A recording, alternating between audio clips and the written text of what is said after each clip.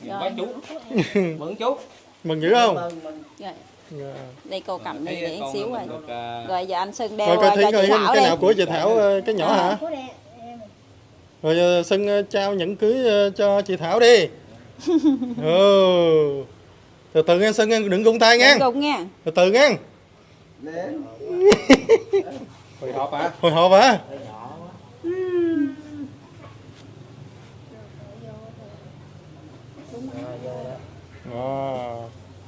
Xuân ngồi đi Xuân. Ngồi đấy, ngồi xuống, ngồi xuống. Ừ. Rồi. Được chưa? Được không? Được không? Đâu đâu đưa tay ra hai người luôn coi. Rồi nhìn đây nè cho Thảo cho Xuân nè. Dạ, rồi vừa chưa Xuân, nãy Xuân có thử bên kia rồi đúng không? Đúng rồi. Sao hình như là hơi nằm ở ngoài vậy? Đẩy vô á. Hả? À. Vô nè.